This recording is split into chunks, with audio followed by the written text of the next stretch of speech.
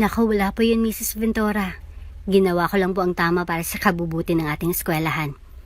Tura ng gurong si Diana at matamis na ngumiti sa directress sa eskwela na kanyang pinagtuturuan. Alam mo, maswerteng lalaking mamahalin mo. May asawa ka na ba, Teacher Diana? Tanong ni Mrs. Ventura kay Diana. Naku, wala pa po. Kusa naman po yung darating. Tura ni Diana at bahagya pa itong niya sa tanong ni Mrs. Ventura. Alam mo, parehong-pareho kayo ng anak ko. Teka, ay na pala siya eh. Wika ni Mrs. Ventura at matamis na ngumiti. Doon ay isang itim na sasakyan ang huminto sa harapan nila Diana. At doon ay lumabas isang binatang makisig at gwapo. Ma'am, ayos ka lang po ba? Narinig ko po ang nangyari. Nag-aalalang tanong ni Marco sa kanyang ina. I am good, son. Anyway, this is Teacher Diana. And Diana, this is my son, Marco. May ngiti sa labing tura ni Mrs. Ventura. Kilala ko po ang anak mo, Mrs. Ventura. Nga pala, Sir Marco. Di ko po alam kung natatandaan mo ako o hindi, pero ako po yung estudyanteng nagtitinda noon sa lansangan na binigyan mo po ng 1,000. Hindi pa po ako nakapagpasalamat sa iyo kasi alam mo po ba? Kung hindi mo po ako binigyan ng pera noon ay hindi po ako magiging maestra. Pero dahil sa kabutihan na taglay mo po ay nakapasok ako nung araw na iyon at nakabag-exam pa. Laking pasasalamat ko po yun sa iyo at tinandaan po talaga kita. Maraming salamat po. Nakangiting wika ni Diana. Magkakilala kayo? Takang tanong ng ina ni Marco.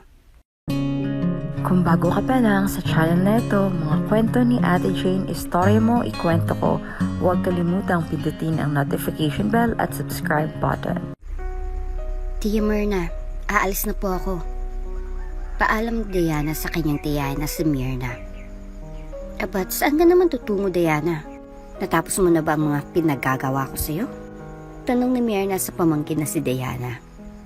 Opo naman, Tia Myrna. Alam ko naman po na hindi mo ako papayagan na umalis kapag hindi ko pa natapos ang mga gawaing bahay ko. Wika ni Diana sa kanyang tiyahin at humalik sa pisngi nito. Mabuti naman. O sige na, mag-iingat kang bata ka. Abay di ka pabayad sa mga pinapakain ko sa'yo. Tura ni Myrna at napangiti na lamang si Diana. Sanay na si Diana sa ganung turing sa kanyang tiya Myrna. Kahit na masungit at may pagka-stricta ito ay mabait ito kay Diana. Si Diana ay isang masipag na dalaga, may paninindigan at pangarap sa buhay. Matyaga din ito at matalino. Simula pagkabatay, ang kasama na ni Diana ang tiyahin na si Myrna. Dahil sanggol pa lamang ay namatay ng ina nito sa panganganak sa kanya. Samantalang ang ama naman ni Diana na kapatid ni Myrna ay maagang binawian ng buhay dahil sa isang trahedya kung kaya't iiwan si Diana sa kanyang tiyahin at ito nang nagpalaki sa kanya. Nagkaroon naman ng asawa si Myrna ngunit maaga din itong binawian ng buhay kung kaya't iginugol na lamang nito ang kanyang buhay sa pag-aalaga sa pamangkin na si Diana at pinalaki niya ito na masipag, matyaga at madiskarte dahil alam ni Myrna na darating ang panahon na lilisanin niya din ang mundo. Bes, kamusta naman ang tiyahin mong walang kasing sungit? Tanong ni Vina kay Diana. Hay naku, yan ka na naman sa pang-iinis kay Tia Myrna. Alam mo naman, na kahit ganun niyon ay mabait si Tia ko. At hindi niya ako hinayaan na tumira sa kali nung bata pa ako. Saka kahit na ganun si Tia, alam ko na mahal niya ako sadyang ganun lang talaga siya. Magpakita ng pagmamahal niya. Kumbaga hindi expressive si Tia Myrna. Pagtatanggol ni Diana sa kanyang tiyahin. Ay sus, bakit ganun siya sa'yo? Akala mo naman kung sino.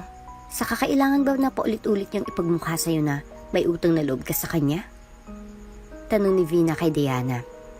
Napailing na lamang si Diana at napabuntong hininga. Sa kabilang banda si Myrna palay, may tinatagong sakit kay Diana. Kung kahit ganun na lamang ito sa kanyang pamangkin. Hoy Maring Myrna, dinig ko na naman ang mga sinabi mo sa pamangkin mong si Diana. Mabuti at hindi ka nun iniwan at sinasagot. Tura na kapitbahay nila kay Myrna na si Soledad. Hay naku Soledad, number 1 marites ka talaga. Alam mo naman kung bakit ako ganun kay Diana. Ay ako kapag iniwan ko siya, iiyak na lang siya ng iiyak. Alam ko naman na hindi ako tatagal dito sa mundo, ano? Wika ni Myrna at napailing na lamang sa kumare nito. Bakit ba hindi mo na lang sabihin kay Diana ang sitwasyon mo? Ang sakit mo, para maging handa ang pamangkin mo. Wika ni Soledad kay Myrna. Tapos ano? Maririnig ko gabi-gabi siya iiyak. Tapos mapababayaan niyang pag-aaral niya. Di bali na mas maigi na lang na ibang isipin niya. At least, habang nabubuhay ako ay may nagawa akong mabuti sa kanya. Doon man lang ay matupad kong pangako ko sa kanyang ama. Wika ni Myrna at napailing na lamang si Soledad. Sa mga panahon na iyon ay nasa high school pa lamang si Diana at sinusuportahan nito ng kanyang tiyahin sa kanyang pag-aaral. Sa paglipas ng panahon, porsigido sa kanyang pag-aaral si Diana dahil nais nitong mabigyan ng magandang buhay ang kanyang tiyahin. At sa pamamagitan man lang nun ay maipagmalaki siya ng kanyang tiyahin at kahit papaano ay maibalik niya ang kabutihan na ibinigay sa kanya ng tiyahin. Sa paglipas ng panahon ay naging magandang pag-aaral ni Diana. Palagi itong nasa highest top sa kanilang klase at kahit na hindi man lang ipinapakita ni Myrna kay Diana na proud dito sa kanyang pamangkin at palihim nitong ipinagmamalaki si Diana sa kanyang mga amiga. Makalipas ang ilang taon ay tumuntong na sa kolehiyo si Diana at doon ay lumala naman ang sakit ni Myrna. Tia, ano pong nangyari? Nag-aalalang tanong ni Diana sa kanyang tiyahin dahil naabutan ni Diana ang tiyahin na nakahandusay sa sahig. Kaagad na tinulungan ni Diana ang tiyahin na makatayo at doon ay napansin ni Diana ang dugo sa ilong ni Myrna. Ayos lang ako, wika ni Myrna at doon ay bigla na lamang itong nahimatay. Kaagad na dinala ni Diana ang kanyang tiyahin sa ospital sa tulong ng kanilang mabubuting kapitbahay. Dok, ano pong nangyari sa tiya ko? Nag-aalalang tanong ni Diana sa doktor. Merong cirrhosis of the liver ang iyong tiyahin. Cirrhosis is type of liver damage where healthy cells are replaced by scar tissue. Common causes include excessive drinking of alcohol, hepatitis B, and virus infection, and fatty liver that's caused by obesity and diabetes. Sa kalagayan ng iyong tiyahin, meron siyang hepatitis B virus infection na naging sanhi ng cirrhosis of the liver. Paliwanag ng doktor kay Diana at hindi man na yun naunawaan ni Diana ng malinaw ay alam niyang malala ang sakit ng kanyang tiyahin. Ano pong pwedeng gawin para po gumaling ang tiya ko? Please, Dok, gawin niyo po ang lahat para lang mailigtas ang tiya ko. Umiiyak na tura ni Diana. Doctors like me don't have specific treatments that can cure cirrhosis. However, we can treat many of diseases that can cause cirrhosis. Some of diseases that can cause cirrhosis can be cured. Treating underlying causes of cirrhosis may keep your cirrhosis from getting worse and help prevent liver failure. Sa ngayon, yun lamang ang magagawa natin. Paliwanag ng doktor kay Diana at napahilamos na lamang si Diana. Alam ni Diana na lahat ay ginawa ng kanyang tiyahin. Mapalaki lamang siya ng maayos. Sa mga oras na iyon ay hindi alam ni Diana ang kanyang gagawin. At sa tulong ng kanilang mga mabubuting kapitbahay, ay nagbigay ang mga ito ng tulong para kay Myrna. Ilang araw din ang itinagal ni Myrna sa ospital at labis itong nanghina. Tia, bakit po itinago mo sa akin ang sakit mo? Tanong ni Diana sa kanyang tiyahin. Nakauwi na sila Diana sa kanilang bahay at doon ay nag-uusap ang magtiya. Ayoko kasi maging sagabal sa'yo. Ayokong dagdagan pang isipin mo, lalo na ngayon at nasa kolehiyo ka na. Wika ni Myrna at doon ay naiyak na lamang si Diana. Nagyakapan ng magtiya at dahil nga sa karamdaman ni Myrna ay hindi na ito pinagtrabaho pa ni Diana at siya na lamang umako sa gastusin nila sa bahay at sa kanyang pag-aaral. Bili na kayo, kakanin mainit-init pa. Wika ni Diana at nagbebenta ito ng kakanin sa daanan. Naka-uniforme pa ito habang bitbit ang kanyang mga paninda. Naku Iya, ang sipag mo naman. Pabila ako ng 5. Wika ng isang ginang kay Diana. Masarap po iyan lalo na't mainit-init pa. Papasok pa lang po ako sa paaralan at kailangan ko na maubos ito para makapasok ako at may pangbili ng pagkain. Wika ni Diana at sa puntong iyon ay hindi na ito nahiya pa. Nag-aaral si Diana sa unang taon sa kolehiyo at ang kursong kinuha nito ay teacher dahil simula pa noon pangarap na ni Diana magturo sa mga kabataan at maibahagi sa iba ang mga aral na kayang natutunan. Nako, pagpalain ka ng Diyos. Good luck sa'yo. Wika ng ginang kay Diana sa kanito inabot ang bayad. Isang matamis na ngiting ipinakita ni Diana sa ginang at nagpasalamat. Naglakad-lakad pa si Diana at doon ay isang kotseng dumaan at natalsikan ng maduming tubig ang uniforme ni Diana nang di sinasadya. Naku po, paano na ito? Ang layo pa naman ng bahay. Tura ni Diana at napakamot pa ito sa kanyang ulo. Doon ay isang binatang lalaking lumapit kay Diana. Naku, pasensya ka na miss. Nagmamadali kasi kami, kaya di napansin ng driver ko na basa pa lang kalsada. Paghingi ng pasensya ng isang binata kay Diana. Nung unay, natulala pa si Diana dahil sa kisig ng binata na tila ba isang anghel. Ay naku, wala yun sir. Di nyo naman po sinasadya. Uuwi na lang po ako sa amin. Saka kahit magalit pa ako sa iyo ay wala na din mangyayari. Tura ni Diana at ngumiti sa binata. Heto, kunin mo. Itong bibilhin ko na lang yung natitirang paninda mo. Para naman kahit papaano ay makabawi ako sa iyo. Wika ng binata at iniabot ang 1,000 kay Diana. Naku, wala pa akong panukli dyan. 100 lang po lahat-lahat ng kakanin na iyan. Wika ni Diana at doon ay ngumiti ang binata. Sige na, sa'yo na din ang sukli dahil naabala pa kita. Wika ng binata at tinanggihan pa yun ni Diana. Ngunit ibinigay na yun sa kanya ng binata at sumakay na sa kanyang kotse at kumaway na lamang ito nang umalis na. Tila ba hulog ng langit ang binatang iyon kay Diana dahil sa araw na iyon ay kailangan niya na pang bayad sa eskwelahan at bibili pa siya ng gamot sa kanyang tiyahin. Dahil napaubos ni Diana ang paninday, kagad itong umuwi sa kanila. Abat, bakit ang dumi-dumi ng uniforme mo? Tanong ni Myrna sa pamangkin. Ito po. Blessing ito, tiya. Nandyan na po ang pagkain mo. Kumain ka na lang dyan, tiya Myrna, ha? Huwag ka na pong kumilos dito sa bahay. Ako na pong bahala dito. Pag-uwi, saka ko na lang din po ikukwento sa'yo nangyari. Baka mahuli pa po ako sa klase, may examination pa naman kami. Kapatignan-tignan na lang po kita kay kumari mo para naman po makampante ako. Wika ni Diana sa kanyang tiyahin. At bago pa ito umalis ay, humalik muna ito sa pisngin ng kanyang tiyahin. Nung araw na yun ay nag-exam na si Diana. Sa kabilang banda, ang binatang nakadumi naman sa uniforme ni Diana na siyang pumakyaw sa tindang kakanin ni Diana ay isang businessman at anak ng isang directress sa paaralan. Ito ay si Marco. 30 years old na ito at walang asawa, kahit na nobya man lang. Iginugol nito ang kanyang oras sa pagmamanage ng kanyang negosyo at pagbibigay tulong sa mga charity, foundation, at mga bahay ampunan. Sinong estudyanteng iyon? Kilala mo ba? Hindi ba taga dito ka, Manuel? Tanong ni Marco sa kanyang driver na si Manuel. Opo boss. Iyon si Diana. Honor student iyon. Masipag na bata. Ulila na iyang si Diana. At mayroong nalang tiyahin si Myrna. Kaso may sakit ito kaya si Diana ang kumakayod para sa kanilang pag-araw-araw. Pagkukwento ni Manuel sa among si Marco. Ganun ba? Anong year na niya? Tanong ni Marco. Sa pagkakaalam ko ay, nasa first year college na iyang si Diana. Hindi ko nga alam paano niya nakakayanan ang ganong responsibilidad, lalo na nasa kolehiyo pa siya. At kahit nasa pampublikong paaralan siya magastos pa din. Mabuti nga't kinakaya niya. Wika ni Manuel, at doon ay naantig ang puso ni Marco sa dalaga. Hindi man niya ito lubusang kilala, ngunit sa kwento pa lamang ni Manuel ay mahahalata na isang mabuting tao si Diana at may pangarap sa buhay. Simula nung araw na iyon ay inalam na ni Marco ang lahat ng impormasyon patungkol kay Diana. Samantalang si Diana naman ay labis ang kanyang tuwa dahil sa araw na iyon ay siyang pinakamataas sa kanilang exam at nangunguna ito sa klase. Laking pasalamat ni Diana sa binatang nagbigay sa kanya ng 1,000 at tinandaan niyang wangis nito.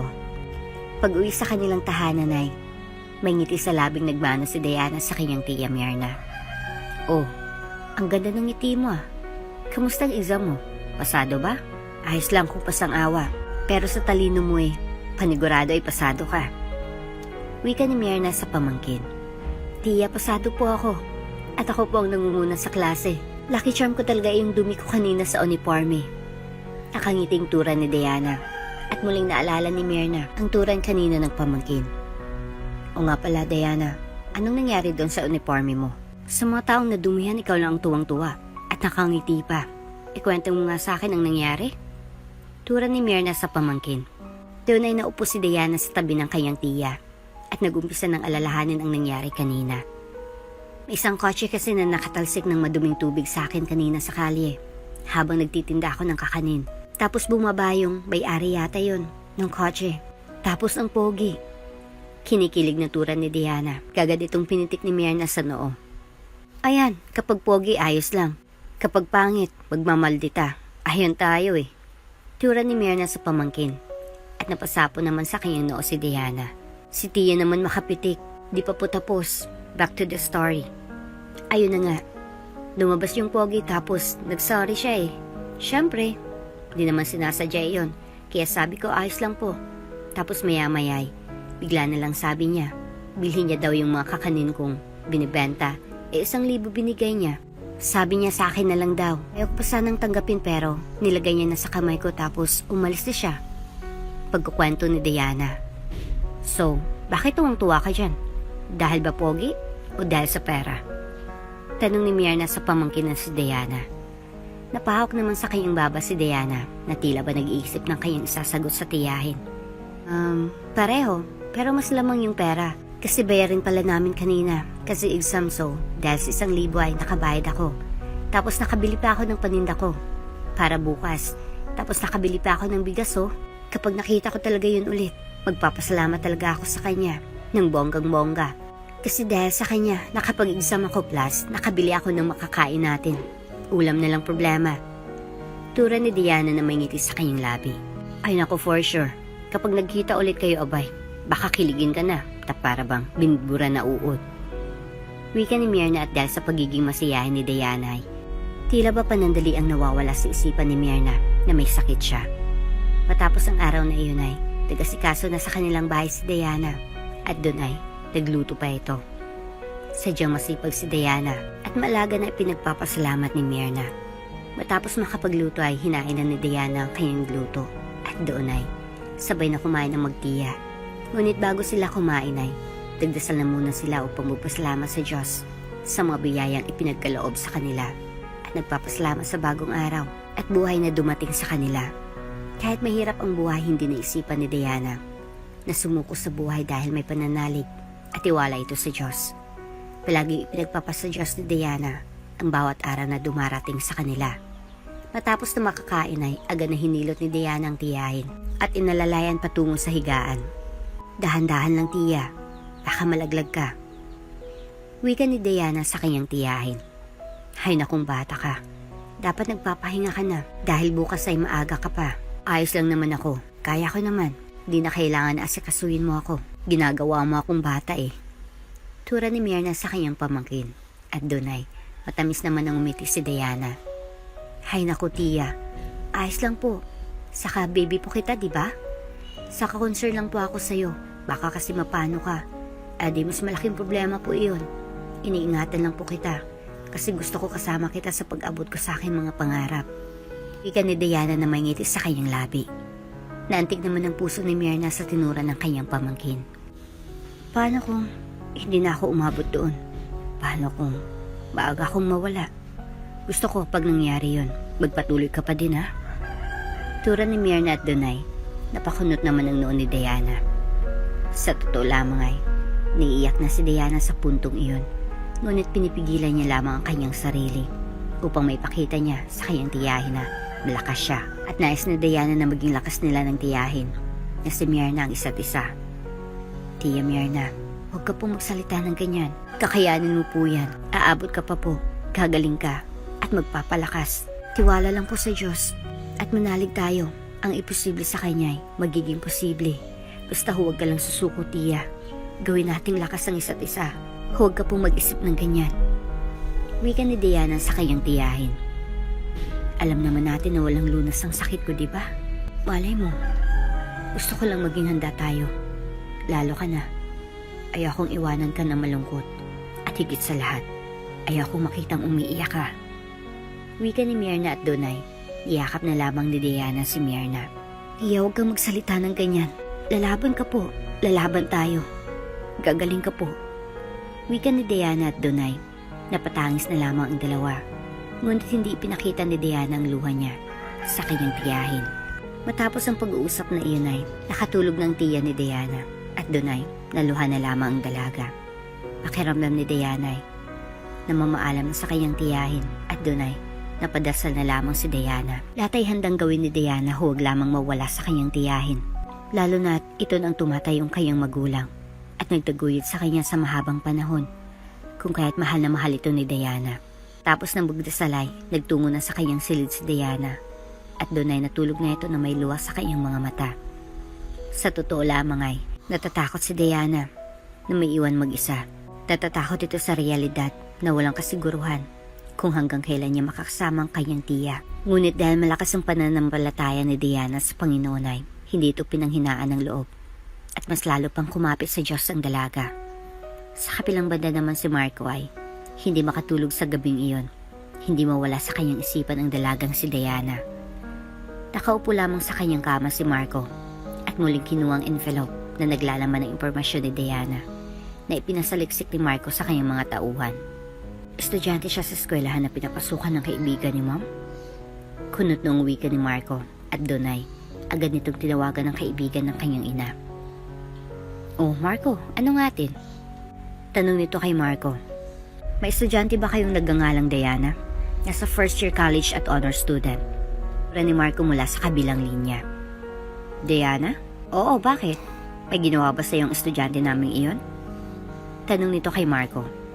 "Naku, wala naman. Gusto lang sanang tulungan ng estudyanteng iyon.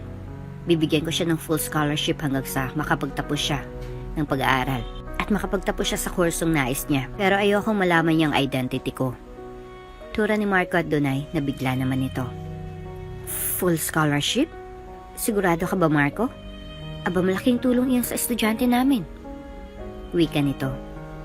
"Pupunta ako bukas upang makapag-usap tayo ng maayos." Tura ni Marco at doon ay ibinaba na nito ang cellphone. Kinabukasan gaya nga ng napag-usapan ay agad na nagtungo sa opisina nito si Marco. "Welcome, Mr. Marco." Bati nito kay Marco. Doon ay kaagad na umupo ang binata sa swivel chair at hindi na ito nagpaligoy-ligoy pa. Is kung bigyan si Diana ng full scholarship dahil masipag at matyaga itong estudyante. Ngunit may isang katanungan lamang akong nais itanong. Tura ni Marco sa school directress na kaibigan ng kanyang ina. "Ano iyon?" Takang tanong nito kay Marco. "Di ba merong scholarship dito sa paaralan niyo? Bakit hindi man lang napili si Diana gayong outstanding naman ito sa kanyang klase, masipag, at may paninindigan? Bakit hindi man lang siya napasama?" Tanong ni Marco at Donay, tila ba nagulat ito sa tanong ng binata. "Hindi ko kasi hawak ang pagdidesisyon patungkol dyan. Kaya hindi ko masasagot ang tanong mo, Marco." Sagot nito at napatango naman si Marco. "Kung ganun ay, ayos lang. Ang importante ngayon ay, mabigyan ng full scholarship si Diana. Under me. Pero gusto ko na itago niyong pagkatao ko. Ayokong ipaalam kay Diana at sa kung sino man ako na nagbigay ng full scholarship sa estudyanteng si Diana." Wika ni Marco at nagkasundo naman sila.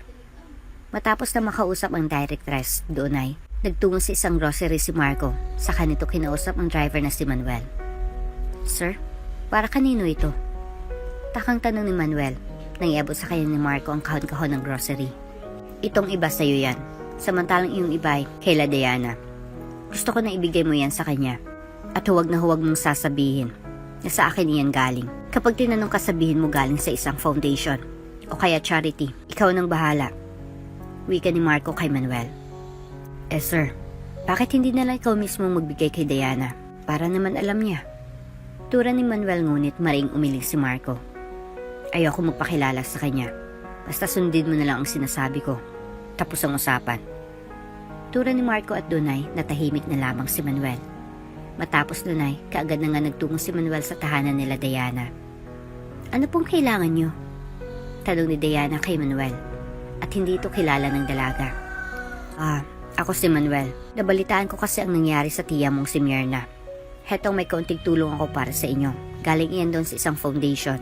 At dahil napadami ang bigay sa akin ay, naisipan ko na ibahagi ang iba sa inyo. Noon naman ay, si Myrna ang nalapitan namin nung walang-wala kami. Sige na, tanggapin nyo na iyan." Wika ni Manuel at labis naman ang saya ni Diana. Hindi po namin tatanggihan yan. Dahil biyaya po yan. Maraming salamat po, Kuya Manuel. Malaking tulong po itong binigay niyo sa amin. Maraming salamat po. Nakayiting wika ni Diana. "Wala iyon. Nung mga panahon na kailangan namin ng tulong ay, nandyan kayo para sa amin. Kaya ngayon kami naman ang tutulong sa inyo. Sa kagaling yan sa isang foundation, ako lang pinagdala dito sa inyo." Paliwanag ni Manuel at ngumiti kay La Diana. Tapos na maibigay ang grocery kay La Diana, agad na umalis si Manuel at bumalik sa sasakyan. Sa susunod, gusto ko ikaw ulit ang magbibigay sa kanila. Tura ni Marco at nasa loob pala ito ng kotse at nakamasid kay La Manuel. Bakit hindi na lang ikaw ang magbigay, boss? Tanong ni Manuel sa among si Marco. Wag na. Okay na ako sa ganito. Wika ni Marco at naging palaisipan niyon kay Manuel. Gayon pa man, hindi na lamang panag-usisa pa si Manuel. Samantalang si Diana naman ay tuwang-tuwa sa tulong na kanilang natanggap. Tia Myrna, tignan mo oh. Pang ilang buwan na natin itong pagkain. May ngiti sa mga labing wika ni Diana. Oo nga eh. Isang foundation kaya nakuha yan ni Manuel. Napakabait naman nila para tulungan tayo. Wika ni Myrna at matamis na ngumiti. Kaya nga po ang bait. Saka pati si Kuya Manuel. Kasi sa bigat nito ay nag-abala pa talaga siyang ihatid ito sa atin. Pagpalain pa sana sila ng Diyos. Nakangiting wika ni Diana. Matapos ang tagpong iyon ay naghanda naman ang dalaga sa pagpasok sa kanyang eskwela. O Diana, magbaon ka kaya ng kanin para naman may makain ka sa eskwela. Tura ni Myrna sa pamangkin. Meron na po tiya, pero salamat po sa pagpapaalala. Alis na po ako. Huwag ka po masyadong magkikilos. Yung mga kalat ako na po ang bahala dyan pag uwi ko. Tura ni Diana sa kanyang tiya. Gaya ng palaging bili ni Diana sa tiyahin ay ganun lamang muli ang sinambit nito. Oo, kabisado ko na iyan Diana. Sige na, pumasok ka na at baka mahuli ka pa sa iyong klase. Wika ni Myrna sa pamangkin. Good naman po kung ganun. Sige po, dito na ako. Malambing na tura ni Diana sa kanyang tiyahin. Sige, mag-iingat ka. Wika ni Myrna at doon ay kumaway na lamang si Diana bilang tugon. Kaagad na sumakay ng jeep si Diana patungo sa kanyang eskwelahan. At makalipas lamang ng ilang minutong biyahe ay nakarating din si Diana sa kanilang paaralan. Kaagad na nagtungo sa kanyang silid si Diana at doon ay naabutan ni Diana ang kanyang mga kamag-aral na nagkakagulo. Anong meron? Takang tanong ni Diana sa mga ito. O Diana, nandyan ka na pala. Di mo ba alam na binigyan ka ng full scholarship? Wika na kaklase ni Diana at naguluhan naman si Diana dahil wala namang nababanggit sa kanya ang kanilang guro. Ha? Ano bang pinagsasabi niyo? Baka fake news lang yan. Wala namang sinasabi sa akin ang proof natin. Kahit nga si Miss Principal walang sinasabi. Sa inyo ba nakalap ang balitang yan? Naguguluhang wika ni Diana sa mga ito. Huli ka na sa balita. Narinig namin si Miss Directress kanina, kausap si Proof, patungkol sa full scholarship na ibinigay sa'yo ng unknown person. Di sinabi name eh. Wika ng mga ito. Hindi naman agad naniwala si Diana dahil baka nagkamali lamang ang kanyang mga kamag-aral. Naku, sigurado ba kayo? Baka mamaya hindi naman ako yun. Wika ni Diana sa mga ito. Eh di hintayin na lang natin yung announcement ni Proof. Wika ng mga ito at natahimik na lamang si Diana. Ilang sandali ay dumating na nga ang proof nila Diana at doon ay nagsalita ito. Diana, come here. Maswerte ka dahil magkakaroon ka ng full scholarship. Wika ng proof nila Diana at hindi makapaniwala ang dalaga sa nangyayari sa bagay na iyon sa kanyang buhay. Hindi lubos maisip ni Diana na darating ang araw na iyon.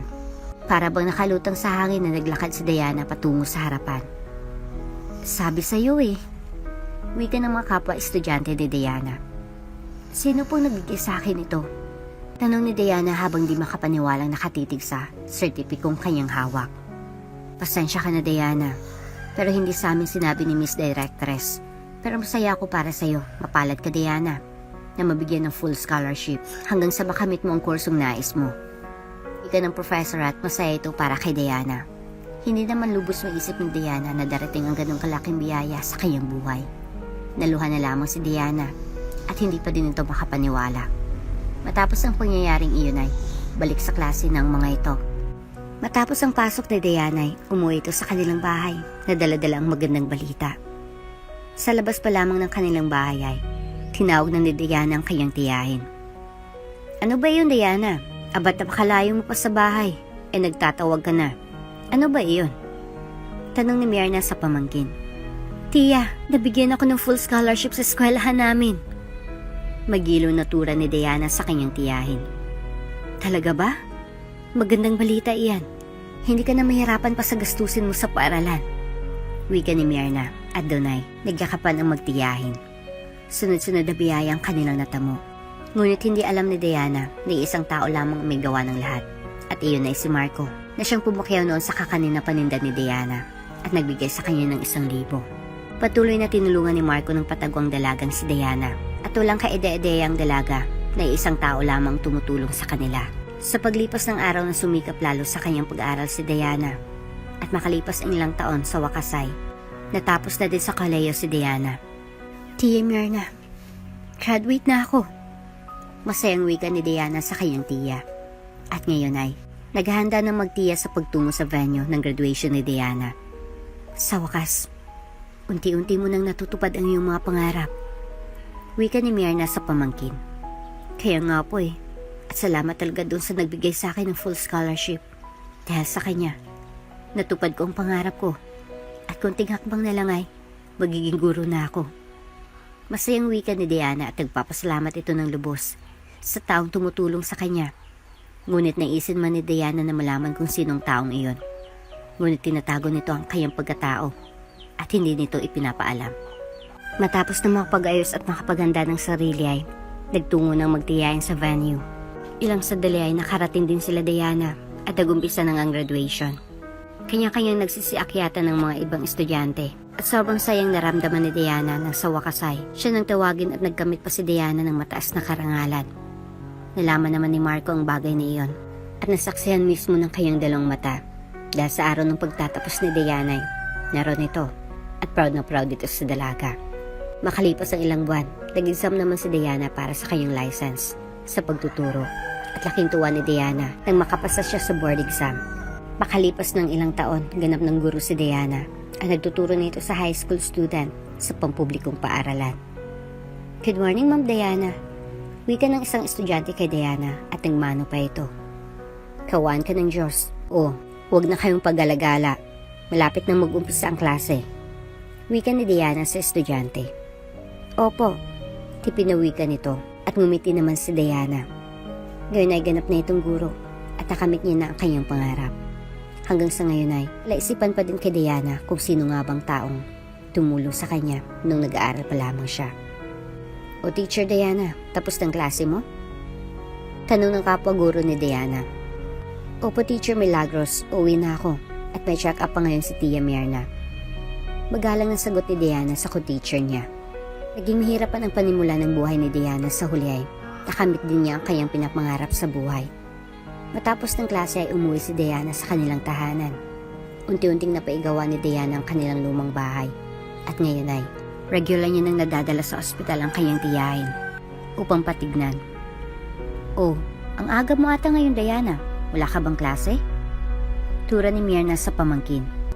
Opo, tapos ng pagtuturo ko sa mga estudyante ko. Tsaka may check-up ka po ngayon, di ba? Ganyan na po ba ang suot mo? Tura ni Diana sa kanyang tiyahin. Oo nga pala. Oo, ganito lang. Check-up lang naman iyon. Wika ni Myrna sobrang saya nito para sa pamangkin dahil sa wakasay, nakamit din ni Diana ang kanyang pangarap sa buhay. Matapos doon ay, kagana nagtungo sa ospital ang magtiya at doon ay, chinek ang kalusugan ni Myrna. Kamusta ang kalagayan ni Tia Myrna, Doc? Tanong ni Diana sa doktor. Nakakagulat itong nangyari sa tiya mo. Himalang wala ng kanyang sakit. Wika ng doktor at ipinakita nito ang mga resulta ng examination kay Myrna. Talaga po? Wala na akong sakit? Di makapaniwalang tanong ni Myrna sa doktor. Opo, wala nang sakit mo. Isang biyaya ang nangyari. Wika ng doktor at labis ang sayang naramdaman ng magtiya. Makalipas ang ilang saglit ay nagpa siya ng dalawa na umalis at umuwi na. Pag-uwi sa bahay ay ibinalita na agad ni Myrna ang biyayang kanyang natamo sa kanilang mga kapitbahay. Talaga? Naku, isang himalang nangyari sa iyo Myrna. Dapat gumawa ka ng tama at gamitin mong buhay mo sa paggawa ng kabutihan. Wika ng mamaritis na kapitbahay nila Myrna. Ikaw Tess, kailan ka titigil sa pagiging marites mo? Maiwan ko na kayo at ipagluluto ko pang aking gurong pamangkin. Wika ni Myrna at nagpaalam nito sa kanyang mga amiga. Pagpasok sa loob ay labis ang saya ni Myrna. Sabi ko naman po sa'yo, di ba? Tiwala lang. At pananalig po sa Diyos ang ating kailangan. Ang imposible sa Kanya ay nagiging posible. Tura ni Diana sa kanyang tiya. Doon ay lumapit si Myrna sa pamangkin at niyakap nito ng mahigpit si Diana. Salamat Diana, dahil hindi mo ako sinukuan. Hindi mo ako iniwan, nanatili ka sa tabi ko kahit alam kong hirap ka na. Salamat sa pagtsatsaga mo sa akin at sa pag-aalaga mo sa akin na dapat akong gumagawa sa iyo. Pero ngayon, ayos na ako, malakas na ako, pangako, babawi ako sa iyo. Wika ni Myrna at naiyak pa ito sa puntong iyon. Kaya maging si Diana ay nadala na din ang kanyang emosyon. Naku naman tiya, nagdrama pa pati tuloy ako naiyak. Alam mo tiya, kahit na mahirap ang pinagdaanan natin, worth it naman po diba? Kasi ako nakamit ko ng pangarap ko na maging guro. Samantalang ikaw po ay himalang na walang sakit. Diba sobrang biyayang pinagkaloob sa atin ng Diyos? Kaya sa lahat ng dumating sa araw ng aking buhay, palagi kong sinasabi Diyos nang bahalang kumilos sa araw ko. Wika ni Diana sa kanyang tiya at doon ay nagyakapan ng dalawa. Matapos ang pagdadramang iyon ng dalaway, nagpasya si Diana na kumain na lamang sila sa labas bilang selebrasyon na din sa biyayang kanilang natamo. Nagkasiyahan sila at nagdiwang. Matapos doon ay balik na sa dating buhay ang dalawa. Ang kaibahan lamang sa ngayon ay si Myrna nang nag-aasikaso para kay Diana. Oh, aalis ka na? Mag-agahan ka muna saka ilagay mo na itong baon mo dyan sa bag mo. Ikaw talaga. Tura ni Myrna sa pamangkin. Mahuli na kasi ako, pero makakatanggi pa po ba ako? Siyempre hindi. Wika ni Diana. At daw po na sa Celia at nag-umpisa ng kumain. Matapos na mag-agahan, nagmamadaling nagpaalam si Diana. Papasok na sana ito sa silid niya sa eskwelahan ng madatnan niyang isang magulang na nakikipagtalo sa kanilang direktres. Ikaw, direktres ka pa naman, pero di mo ginagawa ang trabaho mo. Buliw na isang nanay kay Mrs. Ventura. Teka lang po nanay, huwag mo naman po sigawan ng aming direktres. Bukod sa kagalang-galang po iyan dito sa aming eskwelahan mas matanda po iyan sa'yo. Kaya sana po kahit galit kayo, kaunting galang naman po. Ano po bang problema? Magalang na wika ni Diana sa isang nanay at kahit nahuli na ito sa pagtuturo ay hindi yun alintana ni Diana. Ito kasing direktres niyo na kamo ay kagalang-galang ay pinatalsik ang anak ko dito sa eskwelahan niyo. At sabi ng anak ko ay wala naman daw dahilan. Wika nito kay Diana. Naku, malaking kalokohan po iyan. Hindi naman po pwedeng patalsikin ng isang estudyante sa isang eskwelahan ng walang dahilan. Nasaan po bang anak mo? Mari po bang dalhin niyo siya dito? Nang sa ganun ay malaman natin ang totoo. Kasi panigurado kahit anong paliwanag ko o ng aming direktres ay di ka maniniwala. Be fair po tayo. Wika ni Diana at doon ay natahimik ang ginang. Ilang sandali ay dumating ang asawa at anak nito. Oh, ayan, nandyan ang anak ko. Hindi ba sabi mo, Will, wala kang kasalanan? Wika ng ginang sa kanyang anak. Doon na nagsalita ang direktres na si Mrs. Ventura. Will, alam mong policy ng school, tama? Ilang beses nga ba kitang pinakausapan, maging ng iyong advisor. Tapos ngayon na pinatalsik kita, susugod ang iyong ina at sasabihin na wala kang kasalanan. Mabuti na lang at nandito ang teacher Diana na magpapatunay na may kasalanan ka. Tara sa opisina ko at doon tayo mag-uusap. Wika ni Mrs. Ventura at inalalayan ito ni Diana. Matapos sambitin ang bagay na iyon ay dumiretso ng mga ito sa opisina ni Mrs. Ventura at inilabas nito ang mga ebidensya at kasunduan nila simula pa noon. Natatandaan kita, Will. Di ba ikaw yung kinausap ko dahil binusuhan mo isa kong estudyante? At ikaw din ang nahuli kong nagsisigarilyo sa loob ng banyo. At ikaw din ang dahilan kung bakit umalis si Penelope dito sa eskwelahan dahil sa pambubuli mo. Ngayon nandito ang mga magulang mo. Dapat lang siguro malaman nilang kalokohan mo para naman malaman nilang katotohanan. Mahabang paliwanag ni Diana at napayo ko na lamang si Will. Sorry po, Miss Ventura. Natatakot po kasi ako na mapagalitan ni Mama at Papa. Paghingi ng pasensya ni Will sa direktres. Doon ay inamin nito sa kanyang mga magulang ang lahat ng kanyang kalokohan. At doon ay labis na humingi ng pasensya ang mga magulang nito. At dahil sa away, pinabalik ang estudyante at nangako naman nito na hindi ulitin ang kanyang mga ginagawa noon. Matapos na napansin ni Diana ang oras at hindi na ito nakapagturo pa. Humingi ng pasensya si Diana sa co-teachers niya dahil hindi siya nakapagpalitan. Naunawaan naman nito dahil nalaman nito ang nangyari. Nang mag-bell ay, nagpa siya si Diana na umuwi at doon ay nakasabay nito si Mrs. Ventura.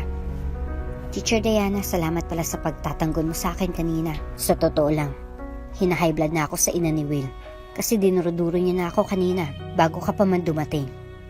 Wika ni Mrs. Ventura at nagpasalamat pa kay Diana. Naku, wala po yun, Mrs. Ventura.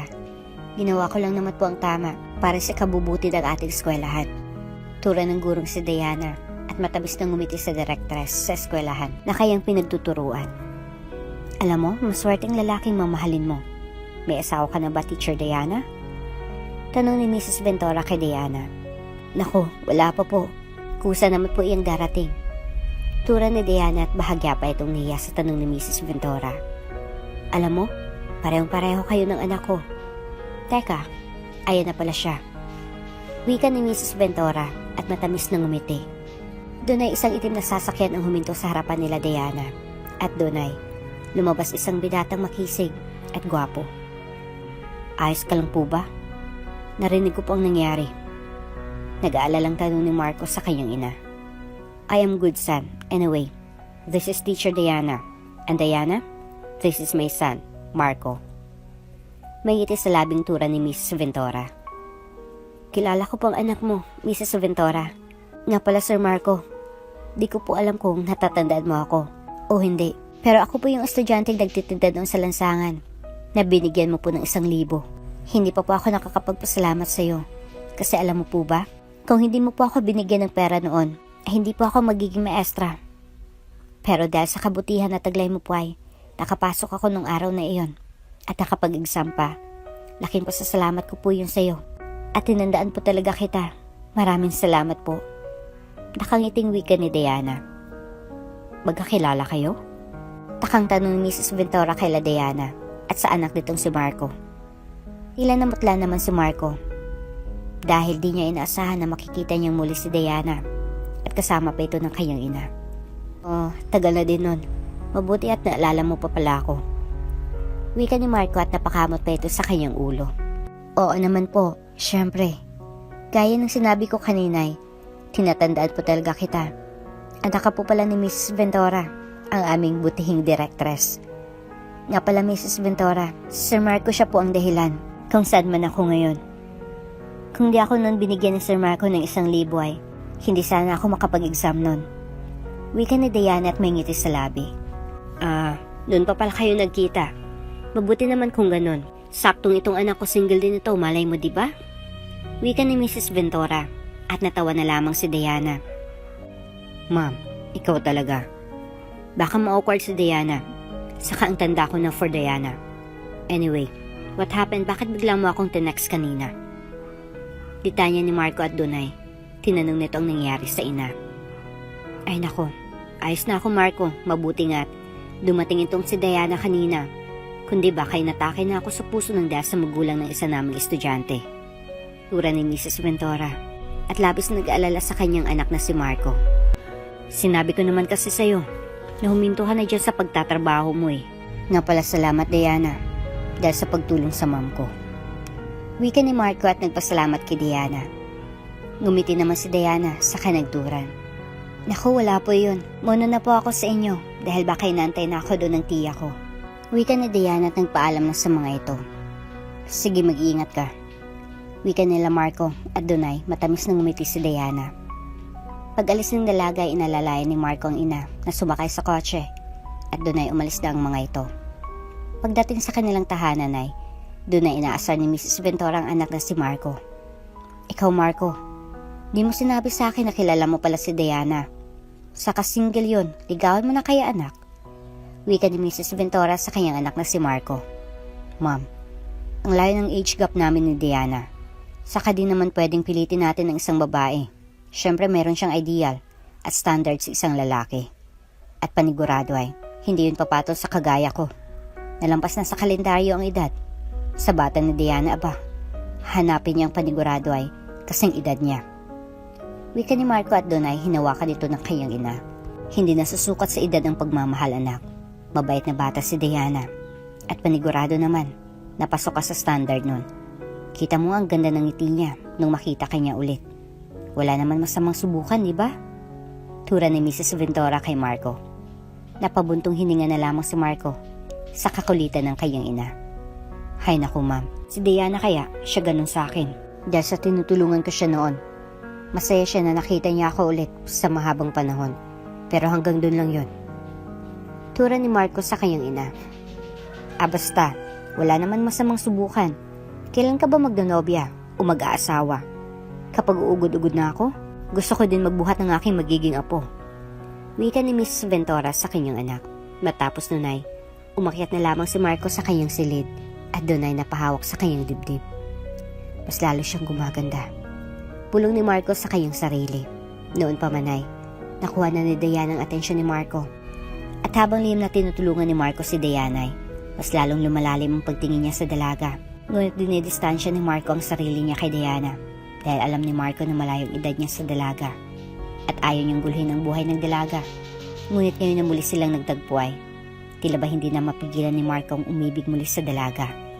Madami nang nakadate si Marco noon, ngunit nanatiling si Diana ang tinitibok ng kanyang puso.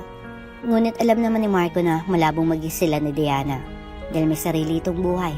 Napakalayo ng mundong kinagisnan ni Diana sa mundong meron siya. Samantalang sa kabilang banda si Diana naman ay tuwang-tuwa na umuwi at ibinalita sa kanyang tiya Myrna na muli niyang nakita ang binatang pumakyaw noon sa kanyang paninda na siyang tinawag niyang Lucky Charm. Tia Myrna, alam mo ba nakita ko ulit yung Lucky Charm ko? Nakangiting wika ni Diana sa kanyang tiya Myrna. Ha? May nawala ka bang gamit? Lutang na tanong ni Myrna sa pamangkin. Hindi gamit tita Myrna.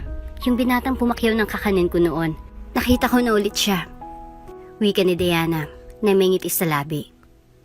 Yung gwapong nakadumi ng uniforme mo? Anong itsura? Nakilala ka ba niya? Sunod-sunod na tanong ni Myrna sa kanyang pamangkin. Nagkaroon ito ng interes sa sinambit ni Diana at nakinig ito ng seryoso sa pamangkin. Alam mo Tia Myrna, walang pinagbago sa mukha niya. Ang gwapo niya pa din. At take note, naalala niya pa ako. Saka si Marco ang pangalan niya. Nanay niya yung directress doon sa school na tinuturuan ko. Grabe tadhana ang gumawa ng paraan para sa amin. Kaso mukhang hindi ako kursunada. Wika ni Diana sa kanyang tiya. Paano mo naman nasabi? Baka mamaya torpe lang ganun. O kaya naman nihiya lang sa'yo. Wika ni Myrna. Nagkibit-balikat na lamang si Diana at muling binalikan ang alaala nung magkita silang muli ni Marco. Buong magdamag tulala si Diana at hindi mawala sa kanyang isipan ang binatang si Marco. Ilang taon na kaya siya? Single daw siya, sabi ni Mrs. Ventura. Hindi ba siya nag-asawa? Sunod-sunod na tanong ni Diana sa kanyang sarili at hindi ito mapakalis sa kanyang higaan. Pabaliktad-baliktad si Diana at ilang sandali ay bigla na lamang kumatok ang kanyang tiya Myrna kung kaya't mabilis na umayos si Diana. Diana, magatas ka muna bago ka matulog para naman makatulog ka ng mahimbing at hindi ka parang uod na hindi mapakali dyan sa kama mo. Bukas mo na isipin si Mr. Lucky Charm mo dahil may pasok ka pa bukas. Tura ni Myrna at agad na namula si Diana. Nakita mo po? Namumulang tanong ni Diana sa kanyang tiyahin. Abay, oo naman. Kanina pa ako nakasilip sa'yo. At kumakatok Di ka naman sumasagot kaya binuksan ko na. At nakita kita kung paano ka umikot-ikot dyan sa higaan mo. Akala mo kinikiliti. Wika ni Myrna. At nahiya naman si Diana. Nakakahiya naman. Pero Tita Myrna, salamat po sa gatas. Nga po pala, bakit gising ka pa po? Tanong ni Diana sa kanyang tiya. At nagpasalamat sa kanyang tiya. Sa akin ka pa nahiya sanay na ako sa'yo. Saka bakit di mo i-close yung nanay ni Marco para makakuha ka ng impormasyon ganon? Suhesyon ni Myrna sa pamangkin.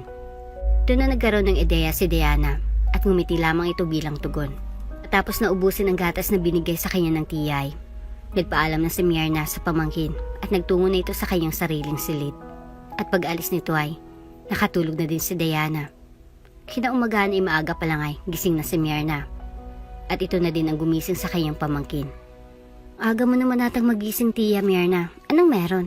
Takang tanong ni Diana sa kanyang tiyahin. Hay naku, bumangon ka na lang dyan at mag-almusal ka na. Puyat ka kasi ng puyat. Ano, nagkita ba kayo ni Mr. Lucky Charm mo sa panaginip mo? Tanong ni Myrna sa pamangkin. Si Tia naman, sayang nga eh. Di kami nagkita sa panaginip ko. Puro pagkain na papanaginipan ko. Nakakaasar. Nakabusangot ng wika ni Diana sa kanyang tiyahin. At napailing na lamang si Myrna sa kwento ng kanyang pamangkin na si Diana. Hay nako, bumangon ka na dyan. At lalamig ng niluto ko, sabay na tayong kumain. Saka pupunta pala ako sa palengke, baka may ipapasabay ka. Wika ni Myrna sa pamangkin. Wala naman ako ipapasabay, Tia. Sige na po, antayin mo na lang ako sa ibaba. At maghilamos lang po ako at ayusin ko itong higaan ko. Wika ni Diana sa tiyahin at doon ay tumango lamang si Myrna saka lumabas sa kwarto ng pamangkin. Kaagad na inayos ni Diana ang kanyang higaan. Matapos ay naligo na ito at nagbihis. Pagbaba ni Diana ay handa na itong umalis at pag-aalmusal na lamang ang kulang sa kanya. Oh, nagbihis ka na agad? Nga pala, sa'yo itong regalo ko na iyan. Nung karawan mo, nakalimutan kong ibigay. Wika ni Myrna at inabot ang regalo sa pamangkin. Kagad iyon na binuksan ni Diana at napangiti na lamang ito nang makita ang laman ng regalo. Lipstick at pabango. Nakangiting wika ni Diana. Oo, kasi ang simple lamang ng ayos mo, na hindi ka man lang maglagay ng kolorete. Saka yung pabango nakita ko tinitipid mo. Kaya yan binilhan na kita. Gamitin mo yan ha, malay mo may love sa'yo yung crush mo. Tura ni Myrna at taas baba pang kilay nito. Natawa naman si Diana sa tinura ng kayang tiyahin. Si Tia talaga, ganun agad ang nasa isip pero aralin kong gumamit nito, malay mo po, di ba? Pili ang wika ni Diana at natawa ang dalawa sa kanilang kalokohan. Ikaw talaga, sa bagay kahit di ka gumamit ng anumang kolorete napakaganda mo, manang-mana ka sa akin eh. Wika ni Myrna at natawa naman si Diana. Ikaw naman dyan, Tia, kung makapagbuhat ka ng bangko, ay nako. Tila ba panunod yung wika ni Diana sa tiyahin niya. Abat saan ka ba magmamana? Sa kapitbahay? Natural sa akin. Ako nagbalaki sa'yo sa kakamukha mong papa mo eh. Kamukha ko din ng papa mo. Kaya minana mo sa akin ang kagandahan mo. Tura ni Myrna sa pamangkin at napatango na lamang si Diana. Oo na lang po, Tia, pareho tayong maganda. Wika ni Diana. Wow, napilitan ano? Natatawang wika ni Myrna. Matapos na magkulitan at asaran ay naupo na sa silya ang dalawa at nagumpisa ng kumain ng agahan.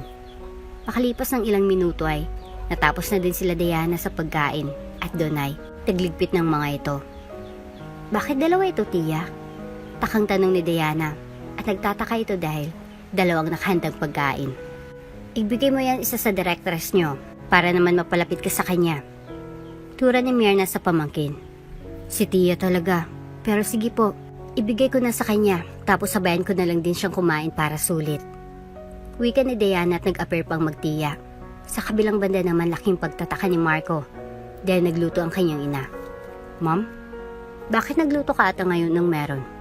Takang tanong ni Marco sa kanyang ina. Pagbabaan kasi ako sa school. Di ko gusto na umorder ulit.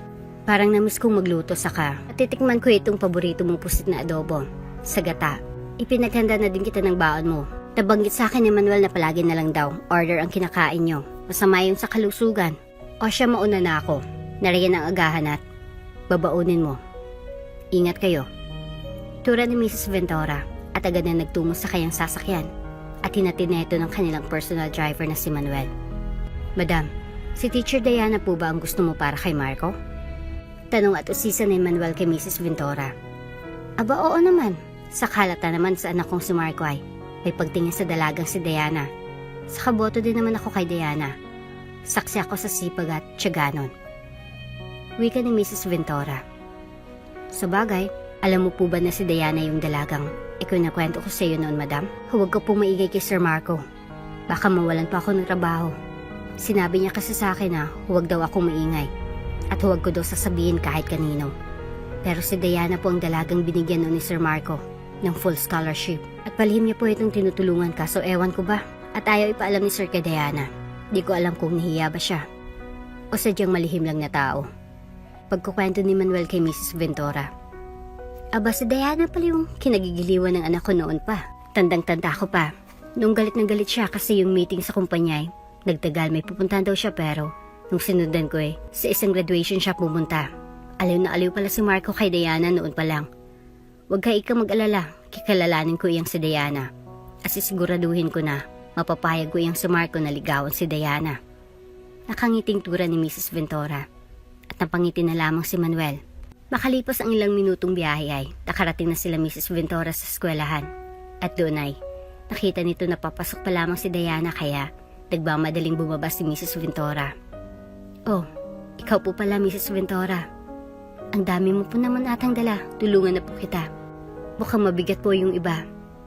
Wika ni Diana at walang patumpik-tumpik na kinuha ang ilang gamit ni Mrs. Ventura. "Naku, salamat Diana. Nga pala, free ka ba mamaya? Sabay na lang tayo kumain sa opisina ko. May niluto kasi akong adobo sa gatang pusit. Paborito ni Marco. Pwede ka ba?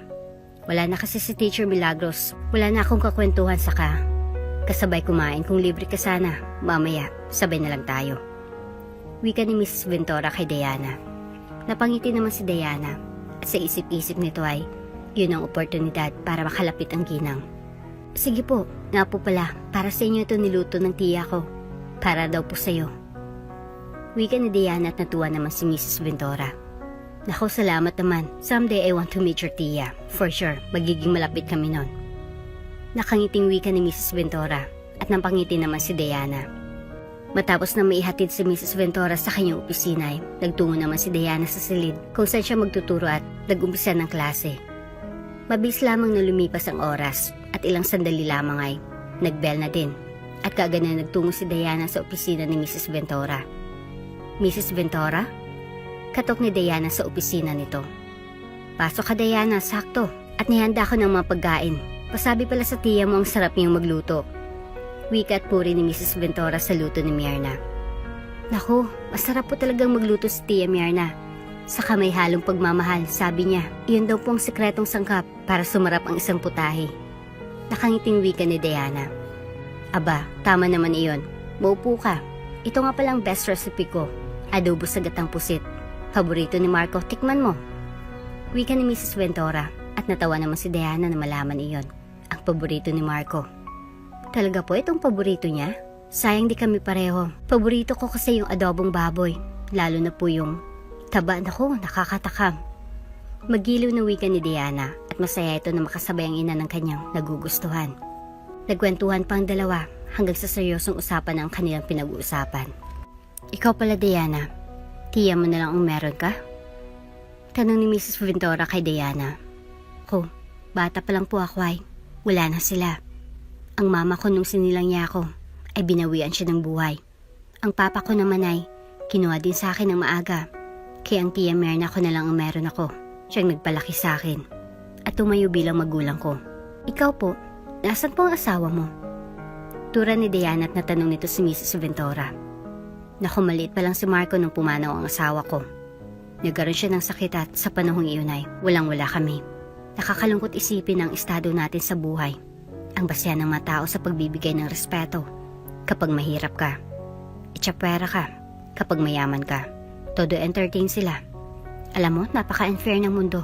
Nung tinakbo sa ospital ang asawa ko, nag-aagaw buhay siya. Pero wala eh, di kami pinansin. Kasi wala kaming pera. Inuna nila yung anak ng mayor noon. Ganun pala yun, no? Kapag alam nilang wala kang connection, the more na dinadown ka. Yung tulong na mula sa gobyerno, na para sana sa lahat ay pinagkakait ng mga taong ganit na nasa pwesto na animoy galing sa kanilang bulsa. Tulong para sa mahirap, ngunit nagsisilbing tulong para sa kanilang kakilala lamang. Masakit na katotohanan. Malungkot na pagkukwento ni Mrs. Ventura at naantig ang puso ni Diana. Sa bagay, tama ka po. Ngunit ang masakit na katotohanan na po iyan. Kapag ikaw ay nagpursige para marating iyong pangarap, yung pilit na dinadown noon at pinagkakaitan ng tulong, magiging sampal sa mga taong minsan nagpahirap sa iyong buhay. Ang buhay ay parang gulong. Maaring nasa taas ka ngayon, pero darating ang panahon na sisingilin ka ng pagkakataon habang tayo nabubuhay. Mamuhay ng tama, magpakita ng respeto, ano man ang estado sa buhay. Kaya ako nagsumika po ako talaga. Kasi ang hirap maging mahirap, yung tipong lugmo ka na, tas lalo ka pang pahirapan. Malungkot na tura ni Diana. Nagkaunawaan naman ang dalawa at kapwa na antig sa kanilang sinabi. Alam mo ba, ang pangarap ko lang doon ay mabuhay at makasamang taong mahal ko hanggang pagtanda. Pero ang lupit ng tadhana, Ipinagkait niya sa akin iyon. Pero laking pasalamat ko pa din sa Diyos dahil kahit ganun pa ang nangyari sa amin ng asawa ko, nanatiling maayos ang aming pamilya. Mas tumatag ako at napalaki ko ang aking anak na si Marco nang maayos kahit na para pang susuko na ako noon. Pagpapatuloy ni Mrs. Ventura. Napangiti naman si Diana dahil tila ba napakagandang inspirasyon ang buhay ni Mrs. Ventura. Wala namang bagay na mahirap sa taong may pangarap. Walang bagay na imposible sa taong may pagpupursige. Halos lahat ng magulang, isa lang pangarap para sa mga anak. Ang hindi nila maranasan ang maghirap. Mapalad po si Marco dahil nakasama ka po niya. At maswerte siya sa'yo dahil mayroon po siyang ina. Naggagawin ang lahat para sa kanyang anak. At mapalad ka din po kay Sir Marco dahil halata naman po na pinahalagahan ka niya. Kita ko din po kung gaano kanya kamahal. Tura ni Diana. Doon ay napaisip si Mrs. Ventura. May ba ako? Ano bang tipo mo sa isang lalaki, Diana? Tanong ni Mrs. Ventura kay Diana at iniba na nito ang usapan. Ako po? Ang gusto ko sa isang lalaki ay yung mahal ako. Sabi ni Tia sa akin, piliin ko daw yung lalaki masipag, mabait, mapagmahal, at faithful. Yung lalaking kaya kong buhayin, hindi puro pagmamahal lang, kasi di naman iyon makakain. Yung kaya kong intindihin kahit nakakapikon na ako. At yung lalaking paras kami ng pangarap sa buhay. Kahit hindi man yan ganun kapogi, basta may magandang asal at practical. Ganun lang naman po ang tipo ko sa isang lalaki. Hindi naman po mataas ang standard ko. Saka din naman po ako pihikan. Basta mahal ko at mahal ako, ayos na ako. Si Marco po ba, anong tipo niya sa isang babae? Paliwanag din Diana at Dunay. Natanong na nito ang standard ni Marco. Natuwa naman si Mrs. Ventura dahil sa kanyang pakiwari ay interesadong dalagang si Diana sa kanyang anak na si Marco. Si Marco? Wala namang standard sa isang babae ang anak ko. Basta mahal siya at mahal niya, okay na siya parang ikaw lang. Hindi siya tumitingin sa panlabas na anyo dahil importante sa kanya ang kalooban ng isang babae. Palagi ko ngang isinaset up sa isang blind date iyong anak ko para naman magkaroon siya ng kasintahan. Pero palaging sinasabi ni Marco, ang habol lang daw sa kanya ay pera. Paliwanag ni Mrs. Ventura. Ay ganon? Dapat hindi naman ganon. Opo, kailangan natin ng pera. Pero hindi naman dapat na magganon tayo sa isang tao para lang gamitin sila upang maangat sa buhay, umatupad ang pangarap. Ako opo, aminado ako na ayoko sa relasyon na puro puso. Dapat sundin rin minsan yung utak para hindi masaktan.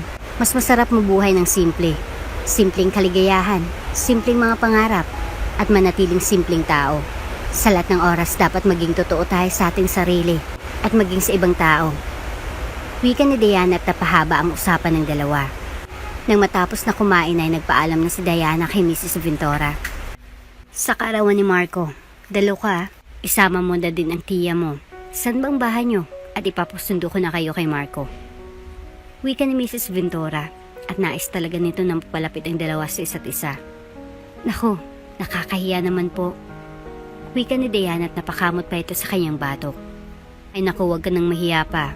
Basta sa karawan ni Marco, sa susunod na araw na iyon, dumalo kayo ng tiya mo. Wika ni Mrs. Ventura at hindi na nga nakatanggi pa si Diana. At sinabi nito ang address ng kanilang tinitirhan. Matapos ang araw na iyon ay palagi nang magkasama si Diana at Mrs. Ventura. Mas lalong nakilala ni Diana ang kanyang Mr. Lucky Charm na si Marco dahil sa kwento sa kanya ni Mrs. Ventura hanggang sumapit ang karawan ni Marco. Tia, saan dito maganda? Tanong ni Diana at aligagana ito kung ano nga bang kanyang susuotin sa araw na iyon. Dadalo sa karawan ni Marco si Diana kasamang kanyang tiyahin na si Myrna. Naku, kahit saan naman dyan, babagay sa'yo. Kanina ka pa dyan, di ka pa din ba tapos mag-ayos? Mamaya nandyan na yung si Mr. Lucky Charm mo, di ka pa tapos. Wika ni Myrna at Dunay, aligagang nagbihis si Diana. Ilang sandali ay, bumusaya na ng sasakyan sa labas ng kanilang bahay. Hala, nandyan na siya. Wika ni Diana taranta na ito. Ako na munang harap sa kanya. Wika ni Myrna at mabilis itong bumaba. Sige tiya, ikaw na po ang bahala. Tura ni Diana at Dunay, nag-ayos na ng kanyang sarili si Diana. Samantalang si Myrna naman ay kaagad na bumaba upang salubungin si Marco. Magandang araw po, dito po ba nakatira si Diana? Tanong ni Marco at Dunay, matamis na ngumiti si Myrna. Oo, ako yung tiya niyang si Myrna. Pasok ka muna kasi si Diana nag-aayos pa ng kanyang sarili. Pero mamaya, bababa na din yon. Wika ni Myrna kay Marco at pinagbuksan nito ng gate ang binata.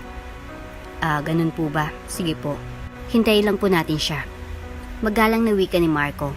Hindi may iwasang hindi mapangiti ni Myrna dahil makisig at gwapo naman talaga si Marco. May ba ako, iho? Ilang taon ka na ba? No offense Tanong ni Myrna. Bahagyang nahiya naman si Marco, ngunit sumagot ito sa tanong ni Myrna. Lagpas na po ako sa kalendaryo. Tura ni Marco at napatango naman si Myrna. Hindi halata. Mukha kang nasa 20 pa lang. May nobya ka ba? Tanong muli ni Myrna. Wala po. Sagot ni Marco.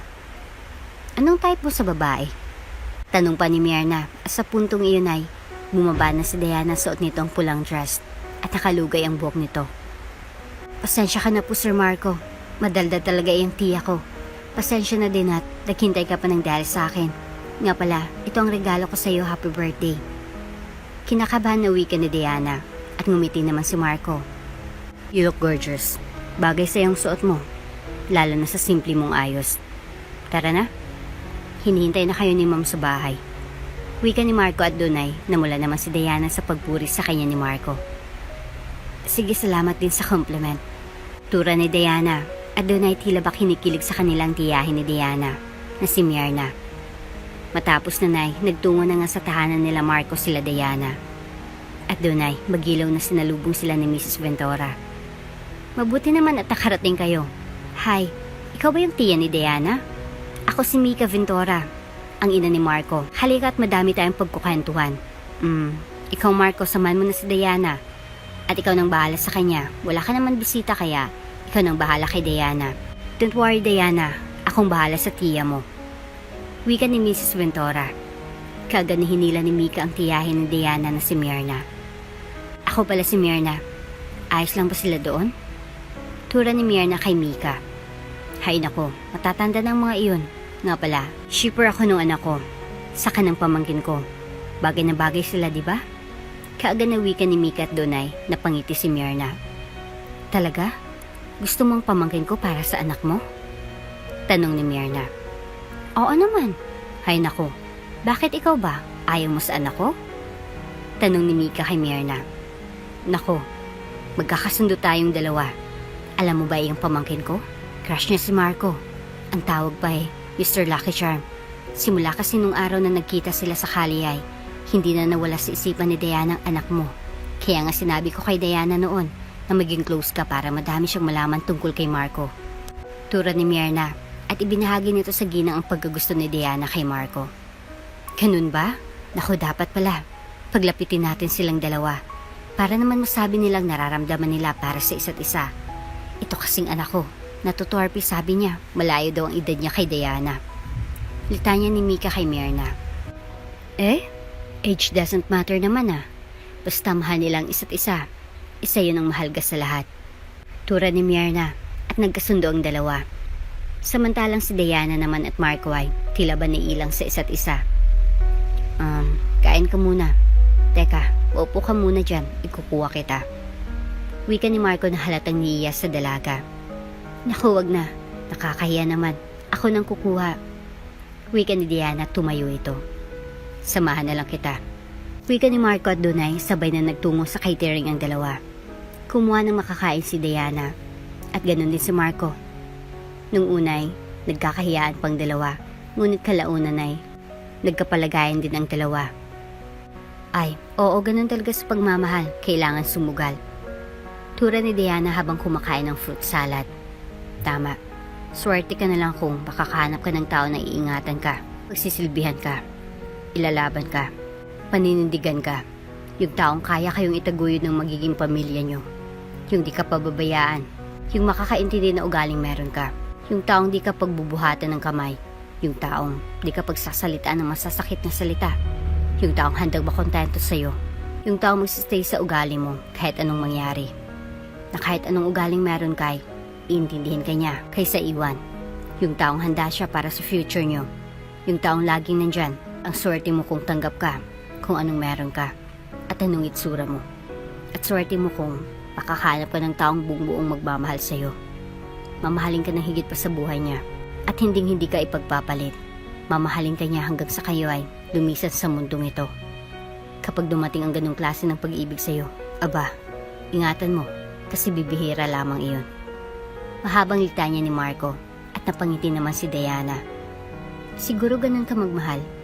Kaya ikaw piliin mo yung totoo. Piliin mo yung hindi ka magsisisi sa huli. Maswerte ang babaeng mamahalin mo. Tura ni Diana kay Marco. Ikaw din naman, mapalad ang lalaking makakasama mo. Kaya hanapin mo yung lalaking walang bisyo. Hindi ka pagbubuhatan ng kamay.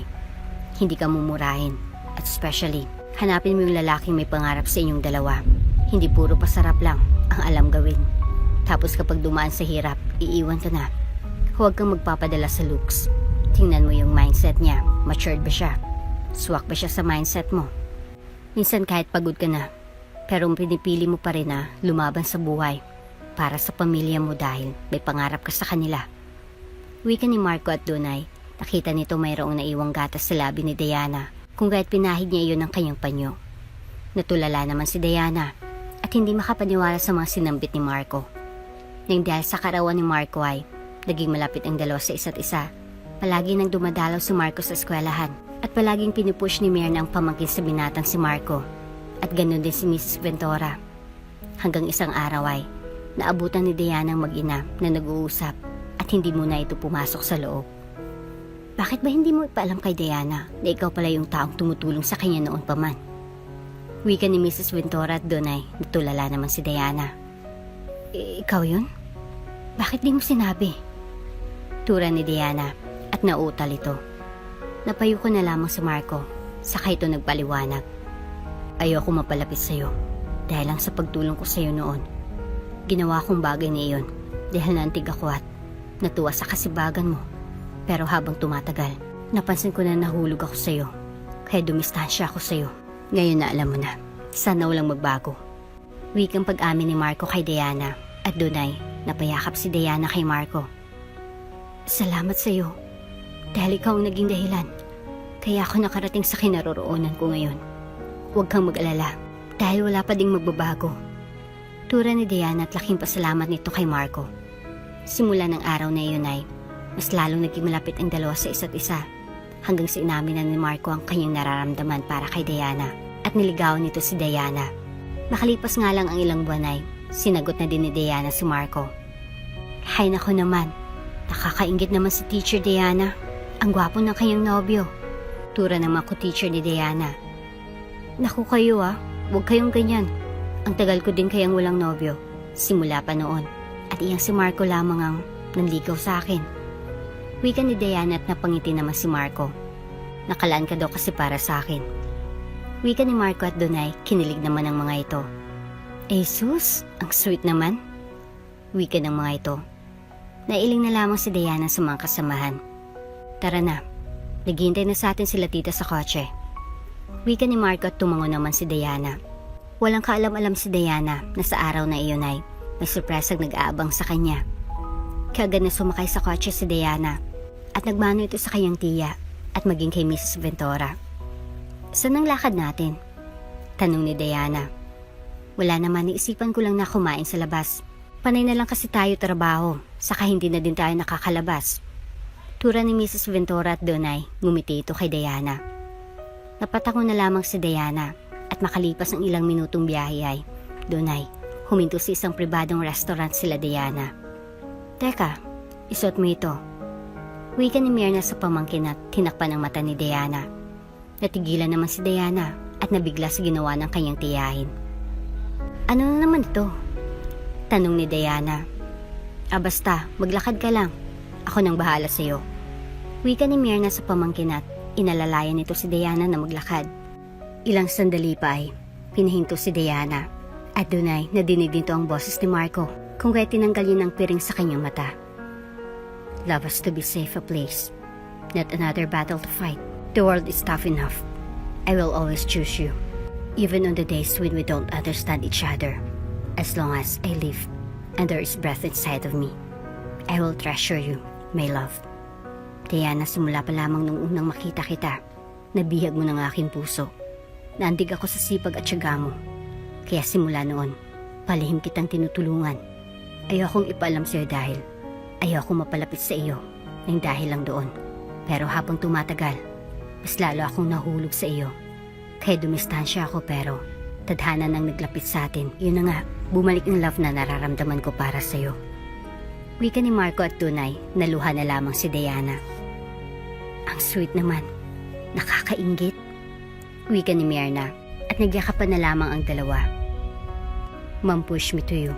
Palagi niya akong tinutulak na ligawan ka. Pero lagi kong iniisip na matanda ako sa'yo. Malayo ang age gap natin, kaya malabo magkagusto ka sa tulad ko. Until my birthday come, mas lalo akong na-inlove sa'yo sa mga sinambit mo at naging malapit tayo sa isa't isa. Everyday I fall hard to you. Kaya di ko na napigil na ligawan kita. At ngayon nandito ako sa harapan mo, nakaluhod, at bibitawan ng isang katanungan. Diana, will you marry me? Matamis na tura ni Marco at doon ay sunod-sunod na umagos ang luha sa mga mata ni Diana. Hindi nito lubos maisip na darating sa puntong yayain siya ng kasal ng taong mahal niya. Yes naman Marco, alam mo naman na noon pa lang, patay na ako sa'yo. Joke. Pero Marco, yes ang sagot ko. Wika ni Diana at doon ay isinot ni Marco ang singsing sa kamay ni Diana at matamis na hinalikan ng dalaga. Sobrang sayang naramdaman ng dalawa. You know, kainan na. Paninira ni Myrna sa moment at natawa na lamang sila Diana. Talaga si Tiyaw. Wika ni Diana at natatawa pa ito. Congrats sa inyong dalawa. Sana huwag magbago ang pagmamahal niyong dalawa sa isa't isa. Ingatan mo itong pamangkin ko Marco. Masaya ako para sa inyong dalawa. Wika ni Myrna at niyakap nito ang kanyang pamangkin. Hay naku, tama ng drama. Baka mamaya maiyak pa iyang si Myrna. Anyway, kumain na tayo. Wika ni Mika at Donay, nagtawanan ng mga ito. Matapos ang gabing iyon ay naghanda na sa kanilang kasalang dalawa. Naglaan talaga ng oras at panahon si Diana at Marco para pagplanuhang mabuti ang kanilang kasal. Anak, ipamamana ko na pala ito sa'yo. Wika ni Mika sa anak. Doon ay ibinigay ni Mika kay Marco ang isang maliit na libro kung saan nakasulat ang mga love marriage na dapat gawin sa isang husband sa kanyang wife. Napangiti at nagpasalamat naman si Marco sa kanyang ina. Matapos nanay, masusing plinano nila Diana ang kanilang kasal at nagpa siyang dalawa na garden wedding ang kanilang kasal. At sa wakas ay, dumating na din ang araw na iyon. I will love you my wife, no matter what. I plan so many things for us. Once in a month, I date you outside the house as if you are my new catch girlfriend. Once in a month, I surprise you with a gift. No matter how cheap, I know you will appreciate it. Once in a month, I will wake you up in the middle of the night to appreciate you and to tell you how lucky I am to have you. I even wake you just to tell I love you. At least once in a week, especially during weekend. I help you prepare meal with me as you cook. I know you appreciate my presence more than anything. Mamahalin kita higit pa sa kung anong material na bagay. Rerespetuhin at alagaan kita sa lahat ng oras. I love you, my love. Wika ni Marco at matamis na ngumiti. Matamis na ngumiti si Diana at Donay. Binigkas naman ito ang kanyang marriage vow para kay Marco. Maikli lang aking mensahe para sa iyo. Kasi ayokong mangako ng mangako. Kasi mas gusto kong gawin ito. Kasama ka. Mahal sa hirap at ginhawa. Makakaasa ka na hinding-hindi ako aalis sa tabi mo. Hinding-hindi kita iiwan. Ano man ang mangyari. Asahan mo na sa pag-uwi mo. May asawang nakabantay. Asasalubong sa iyo. Mahal na mahal kita mula noon hanggang ngayon. Tura ni Diana at matamis na ngumiti sa kanyang asawa. Doon ay sinambit ng pare na ganap ng kasal si Diana at Marco. Doon ay hinalikan ni Marco ang kanyang asawang si Diana at doon ay sobrang saya nila. Sa paglipas ng mga araw ay nagpa siya si Diana na maging housewife na lamang. Makalipas ang ilang taon na pagsasama, unti-unting napansin ni Diana na nawawalan sa kanya ng oras ang asawa at sinambit iyon ni Diana sa biyana na si Mika. Kaagad naman na kinausap ni Mika ang kanyang anak. Anak, nabanggit sa akin ni Diana na nawawalan ka daw ng oras sa kanya. Ano bang nangyayari sa'yo? Tanong ni Mika sa anak. Masyado po kasi akong naging abala sa kumpanya. Napansin ko nga din po iyon. Wika ni Marco at aminado naman ito sa kanyang kilos. Even you are busy frequent, text message to your wife. Every year, renew your marriage vow with her in the bedroom. Your children can be present and you hold a family feast. She doesn't forget it. And we'll always pray that day comes again next year. Always talk about your wife when you are in the midst of friends, especially the female ones, so they know you care and love her. To avoid unnecessary show-off by them, which can attract your attention. Buy her sexy bedroom wears, which you know will always arouse your feelings when she puts it on. Try to pat with her frequently. Daily family prayer or bedroom prayer both day and night is very important. Playing games with her, maybe hide and seek, Ludo, watching movies, especially love films, etc. is necessary as it increases the love. Have family meeting with her and your entire household every weekend, especially kapag nagkaanak na kayo. I know that, ma'am. Nagkaroon lang ng problema sa kumpanya, kaya naging abala ko. Wika ni Marco. Then tell her, huwag kang maglihim sa kanya. Remember, mag-asawa kayo. Nangako kayo sa isa't isa, no matter what happened, ay manatili kayo sa tabi ng isa't isa. Sita niya ni Mika sa anak. Opo, ma'am. Medyo ayoko lang kasi na magsabi sa kanya, I know Diana, gagawa siya ng paraan to help me. At ayoko na isipin ng mga kaibigan ko na under ako ng asawa ko. I don't know how to explain it. Wika ni Marco at napabuntong hininga na lamang ito. Never tell your wife's fault to friends. Rather to call her order. But if no changes, please be praying for her. Mag-usap kayo, sabihin mong nararamdaman mo kay Diana. See it as a taboo to beat your wife. Beating is never the best way to correct her. Siguro may di kayo pagkakaunawaan. But try to talk it with her. Maglaan ka ng oras para sa asawa mo. Ipagluto mo siya. If you can cook, having a soup cooking competition is a nice game. Always be funny. So she misses you the more whenever you are not with her. Treat your wife like an angel. Mapalad ka dahil may asawa ka na, gaya ni Diana, na palagi kang inuunawa kaysa pag-iisipan ng masama. Ayusin niyo iyan, anak, bago pa lumala ang sitwasyon. Payo ni Mika sa kanyang anak. Thanks, ma'am. Wika ni Marco at Dunay, tila ba natauhan si Marco. Kagad itong bumili ng bulaklak at umuwi ito ng maaga upang makausap ang kanyang asawa. Ang aga mo ata ngayon, love. Hindi ka ba abala sa kumpanya? Nabanggit sa akin ni mom na may problema ka sa kumpanya. Gusto mo bang pag-usapan natin? Bunga ni Diana sa kanyang asawa. Doon ay kaagad niniyakap ni Marco ang asawa at hinalikan nito sa noo. I am sorry for making you feel alone. Pangako, babawi ako sa'yo. Wika ni Marco at naiyak pa ito sa puntong iyon. Pinahid naman ni Diana ang luha sa mata ni Marco. Saka itong umiti sa asawa. You don't need to say sorry. Wala kang kasalanan. Ganun naman talaga ang mag-asawa. Diba? Hindi naman palaging puro sarap sa isang relasyon. May hirap din. At pagdadaanan ng problema, syempre, hindi naman puro sarap, diba? Tura ni Diana at Dunay, hinigpitan pa nito ang yakap sa asawa. Salamat, mahal, sa pag-unawa mo sa akin at sa palaging pag-iintindi. Pasensya ka na kung hindi ko sinabi sa'yo na may problema ako sa kumpanya. Natatakot kasi ako na sabihin ng iba na umaasa lang ako sa'yo. Wika ni Marco sa asawang si Diana. Ayos lang, naiintindihan ko. Nga pala, mahal, para nga pala sa'yo. Wika ni Diana at inabot ang pregnancy test kay Marco. Positive? Tatay na ako? Manghang wika ni Marco at Dunay. Tumango naman si Diana. Oo, mga magulang na tayo. Wika ni Diana at Dunay, binuhat ni Marco si Diana. Tatay na ako. Bagilo na wika ni Marco at Dunay. Kagad na ipinagmalaki ni Marco sa lahat ang pregnancy test ni Diana. Madaming natuwa sa magandang balita at madaming bumati sa mag-asawa. Labis na galak ang naramdaman ni Marco at gaya ng pangako nito kay Diana ay bumawi nga si Marco. Inalagaan nitong mabuti ang asawa. Naayos naman ang problema sa kumpanya nila Marco. Naging masayang pamilya sa biyayang kanilang natamo. Nakalipas ang ilang buwan ay malaki ng tiyan ni Diana at kabuwanan na nito. Marco, ang sakit ng tiyan ko. Sigaw ni Diana at doon ay agad-agad na umalalay sa kanyang tiya Mirna na may katandaan na at maging si Mika na ina ni Marco. Relax ka lang, Diana. Sinundo na ni Marco ang doktor. Tura ni Mirna sa pamangkin at pinalalakas nito ang loob ng pamangkin. Ang sakit na po.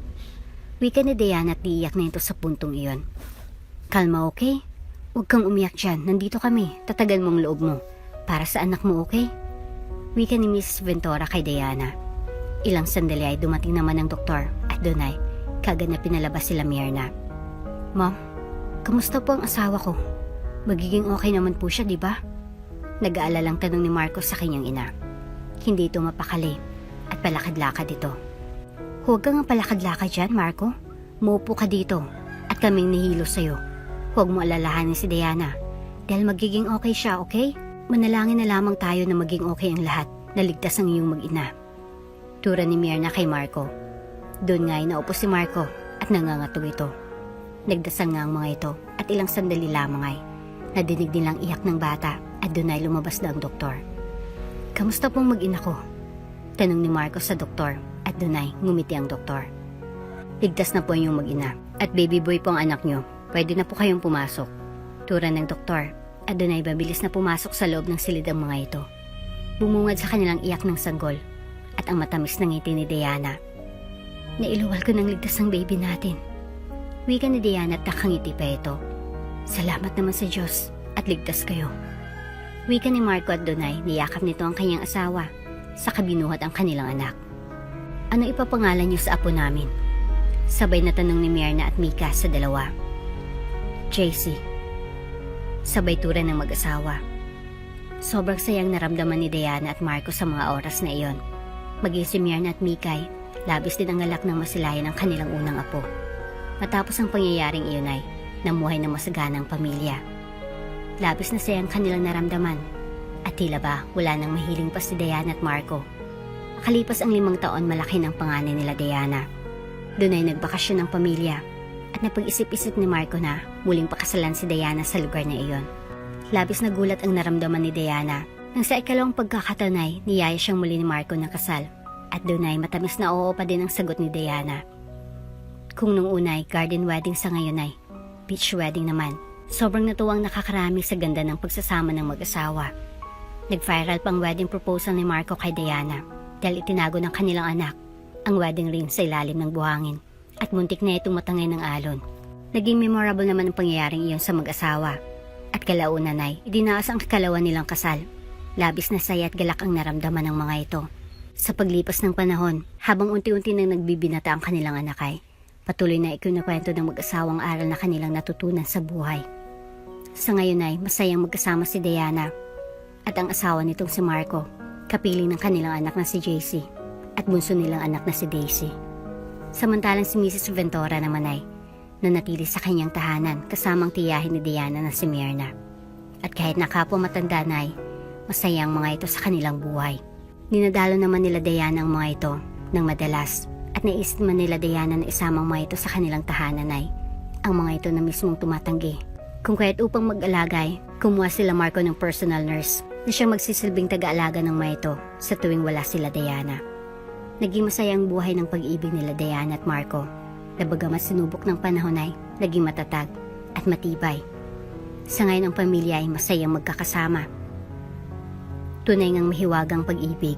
Hindi ito nasusukat sa estado sa buhay at edad ng tao dahil ang pag-ibig ay kusang dumarating, hindi man natin isipin.